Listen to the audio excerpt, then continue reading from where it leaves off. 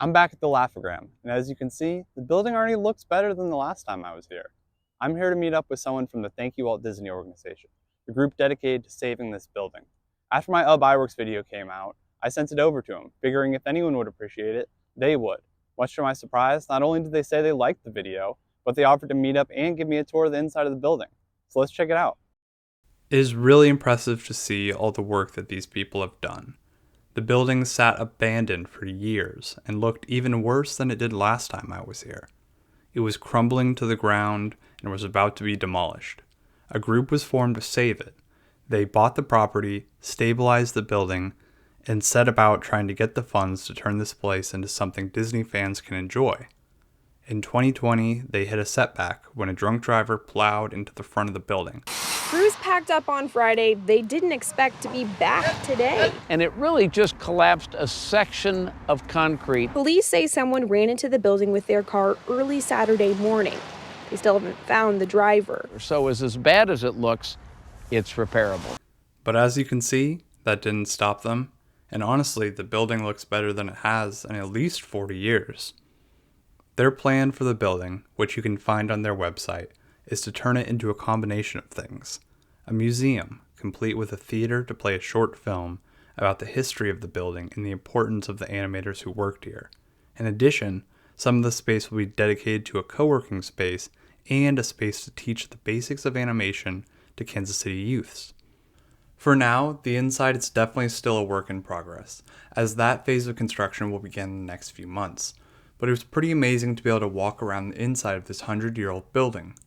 I was shown where the theater will go and the upstairs co-working spaces will be, including where they plan to replicate Walt's office as close as they can.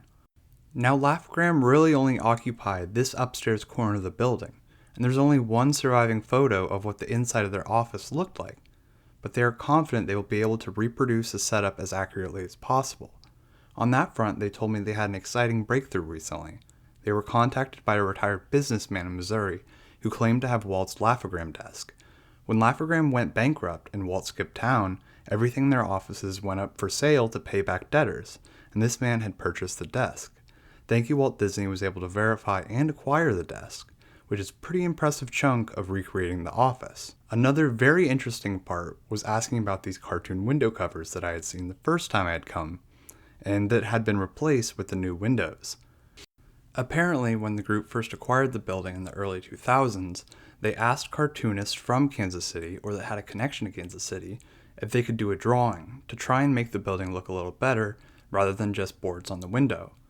They're obviously pretty weathered from the Kansas City elements over the past 20 years, but it was interesting to hear the history behind them, as I'd been wondering about it the first time I saw them. Now, they aren't sponsoring this video or anything, but after all the research I did for my Ub Iwerks video, I couldn't stop thinking about how crazy it is for Kansas City to have such an important piece of animation history, and yet no one knows about it or can enjoy or appreciate it in any way. On Thank You Walt Disney's website, they have a tour of important buildings in Walt's journey while he was in Kansas City. And it can be a little depressing to see how many of these beautiful and historic buildings are nothing more than parking lots now. It is pretty crazy, just from looking online, how many Disney fans made the trek to Kansas City to take a picture with a beat-up building they can't even get inside. Hopefully soon, however, there will be a reason for a lot more people to come and check this place out.